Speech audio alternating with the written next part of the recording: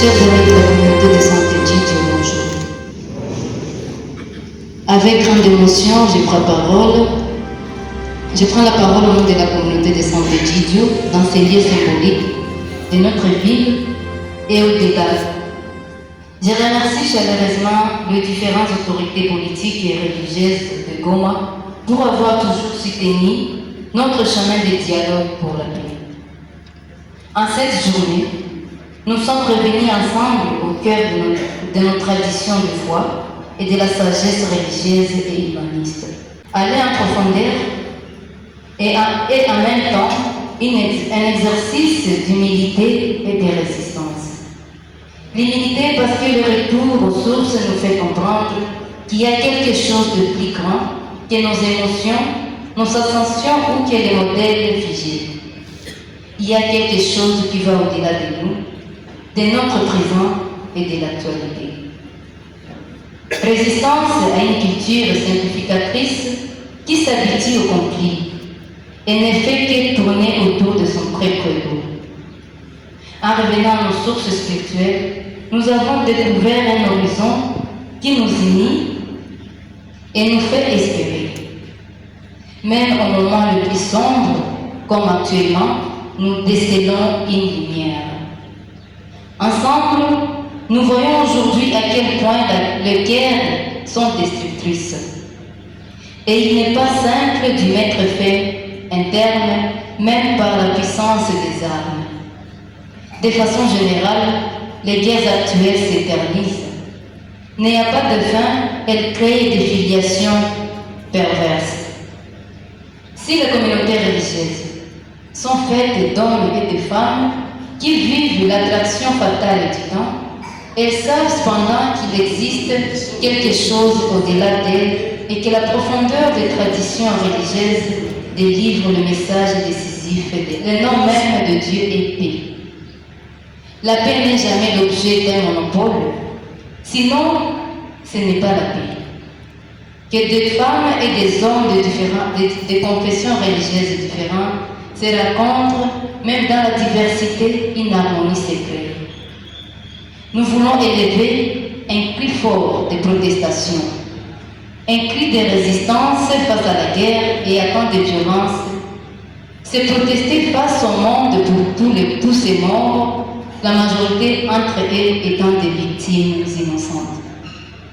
Nous protestons contre toute cette violence, contre toute cette haine, si loin de notre volonté de vivre en paix et de celle de beaucoup d'hommes et de femmes.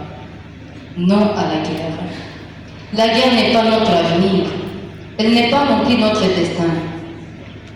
C'est dans les moments difficiles de l'histoire qu'il faut être ensemble pour apercevoir l'horizon qui dépasse la haine, la violence et la guerre. Ainsi, nous sommes reconnaissants parce que cette journée nous éclaire. Nous avons réussi à nouveau un esprit de résistance qui rejoint celui des générations précédentes qui ont cherché le chemin de paix pendant et après la catastrophe de la guerre mondiale. Elles nous ont laissé un héritage dit clairement avec de simples mots, jamais plus la guerre. Ici, nous avons imaginé ensemble le retour de la paix en ces temps de guerre que nous traversons. Ensemble, nous pouvons avoir une imagination créative qui dépasse les nuages sombres présents et prépare l'avenir. Nous nous sommes rendus compte du danger de danser avec inconscience sur les frontières de l'abîme de la guerre qui fait courir au monde un risque incontrôlable. Nous désirons transmettre l'héritage du rêve de paix à la génération future. Nous voulons transmettre à la génération de notre pays les rêves de paix. À toute la génération à venir, dit Kivu, nous voulons leur transmettre les rêves de paix. Les jeunes générations doivent recevoir ces dons de la part de ceux qui les ont précédés.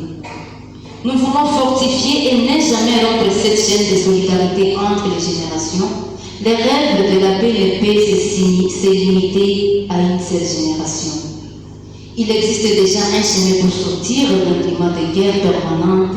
Il a été tracé par ceux qui nous ont précédés et qui ont rêvé d'un monde plus juste pour tous. Soyons-nous aussi des arbres de vie. Faisons comme les arbres qui absorbent la pollution et qui restituent l'oxygène. Ou bien, comme le dit un proverbe, dans la vie, fais comme le palmier. Il reçoit des pierres et rend des dattes. Telle est la prophétie chrétienne. Répondre au mal par le bien, à la haine par l'amour, à la division par la réconciliation. Dans la nuit sombre que nous traversons aujourd'hui, et nos aînés aussi nous les ont traversés. Nos aînés sont pour nous des exemples d'inespérance, d'entretenir contre toute espérance. Leurs espérances étaient la paix. C'est la nôtre aussi aujourd'hui en ces jours. Cela revient donc au fait que la solution à ces problèmes se trouve en réalité entre les mains de tous et de chacun d'entre nous. À travers ces choix, chacun a la capacité d'échanger ce qui semble inexorable, comme la guerre, à une impossibilité de paix. Mais nous avons besoin, nous tous, de donner la voix aux victimes de guerre et de les écouter. De ne pas penser qu'on pourra trouver des solutions de façon unilatérale. La paix durable, on peut la construire ensemble. D'échanger la narration en privilégiant les raisons de la paix sur les désastres de la guerre. Il faut avoir le courage de risquer la paix. Dans cette rencontre de ce jour, se sont exprimés dans toutes les langues et toutes les cultures, en se comprenant et en découvrant qu'en profondeur, il y a une inquiétude de paix commune à tous. Une inquiétude qui demande à tous les niveaux, plus de dialogue. Nous nous sommes écoutés, nous l'avons compris, il faut sortir des positions inflexibles en commençant par soi-même. Même s'il y a la guerre, il est nécessaire de penser aujourd'hui la paix de demain. C'est une œuvre de sagesse. La paix est notre victoire. Non une victoire contre les autres, mais une victoire avec les autres. Merci Goma, cette ville merveilleuse qui a accueilli cette belle rencontre aujourd'hui après Paris, cette ville qui a résonné de toutes les traditions enseignées aujourd'hui, sans qu'aucune ne s'impose sur les autres. Aujourd'hui, nous voyons bien que la paix est possible et qu'imaginer la paix demande de construire cette paix ensemble. Je vous remercie. Souveraineté.